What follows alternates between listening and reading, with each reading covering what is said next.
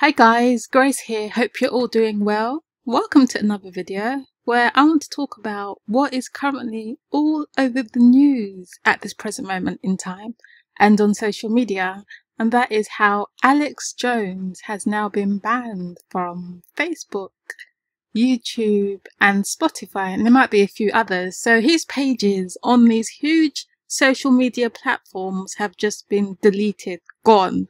And on YouTube, he had about 2 million followers, over 2 million followers, I believe. And now it's just gone, just like that. So when I first heard this, I thought, my goodness, they're going against free speech. They're going against the Constitution. I mean, you know, they don't have a right to do that. But then I realized that these platforms, they're privately owned. So as it's privately owned, they have a right to do what they want, basically. They have a right to choose what they want on their platform and what they don't want on their platform.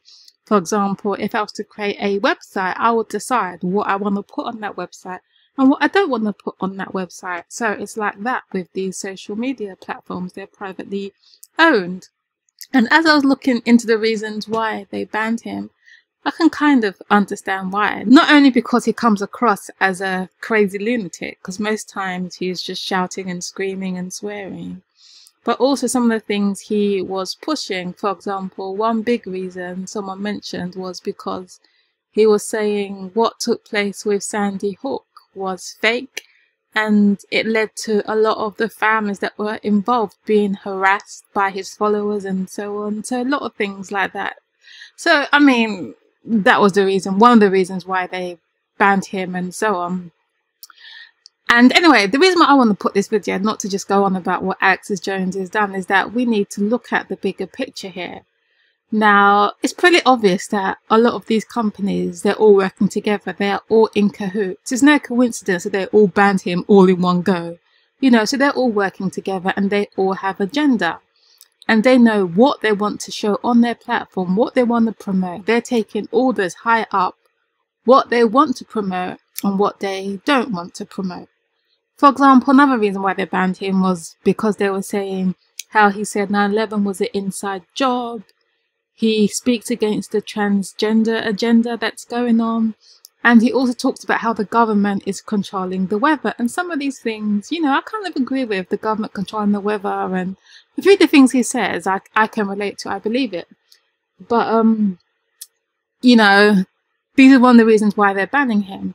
And a lot of us can align some of the values that he does promote in terms of speaking out against transgender, saying it's wrong. I mean, everyone has freedom to do what they want, but we can give our opinion based upon the Bible and say it's wrong. And we can also talk about things that the government is doing, which we can say, you know, that's wrong.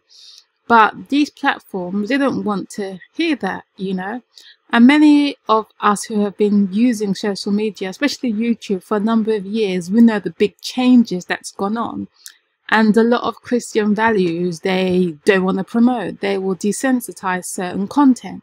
There's certain trigger words. For example, if you speak about gays, lesbians, or say certain things, you know, it will pick up on it. And then they try and, you know, shut you down or demonetize or, you know, just shut down your content and so on. So they really are cracking down and attacking specifically, I believe, Christian values, you know, things that to go against what they're promoting.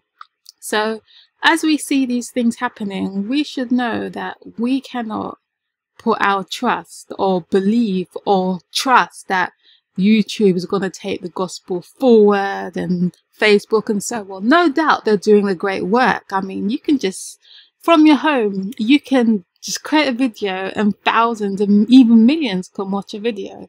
So no doubt it's a powerful witnessing tool and we can utilize it now if you can, but you shouldn't, and we shouldn't just base one's ministry, Christian ministry, on social media because they can shut it down just at a touch of a button. We just saw what happened to Alex Jones, and that's a sign that they are coming for us, we who speak against the iniquity and the sins that's going on in this world. So you know for a doubt, prophecy tells you this, Bible tells you this, that they are really coming for us. That's who Satan is wrath. He's the prince of this world and he is against those who keep the commandments of God and have the faith of Jesus. And as we know this, we shouldn't put our trust in social media to finish the work. because it's not. When you read The Spirit of Prophecy, Ellen White, she talks about how it's going to be the printed page that's going to do a bulk of the work. For example, in Testimonies for the Churches, book 7, page 139 and 140, she says, in a large degree through our publishing is to be accomplished the work of the other angel, Revelation 18, who comes down from heaven with great power, who lightens the earth with his glory. Note, she says, through our publishing.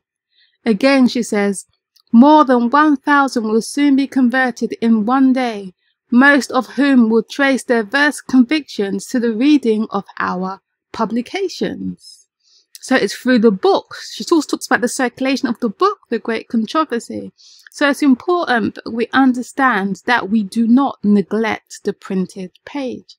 Many of us are putting all our efforts into social media, and we are forgetting what the pen of inspiration tells us, where we also need to put our efforts in, and that is the printed page, our magazines, getting it out there.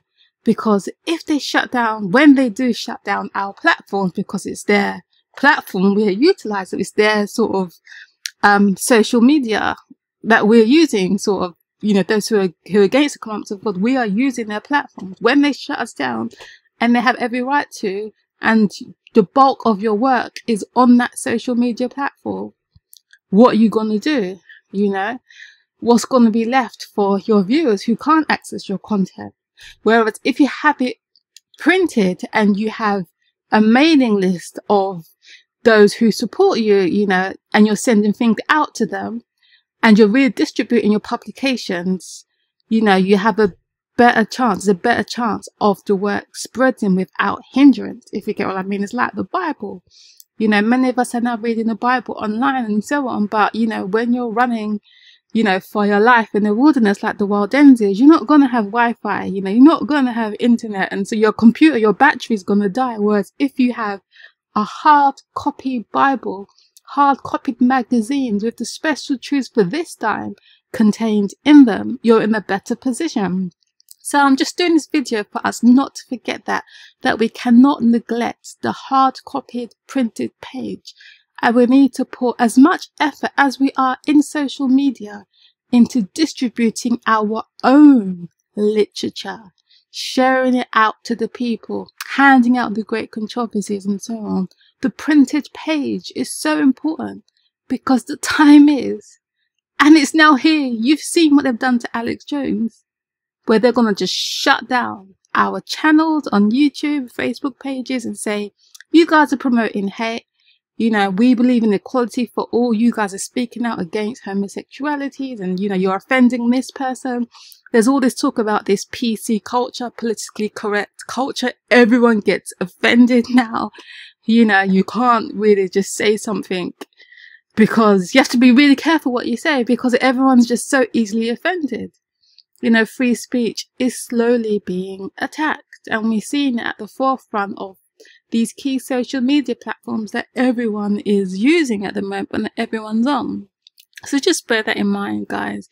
If you have a ministry, if you have a burden to share the work, please, please, please make sure that you have it written down, documented on the printed page, because it's going to be our own publishing, from our own publishing houses, that's going to do a great bulk of spreading the message of the third angel in the latter times, in the times of the Sunday Lords.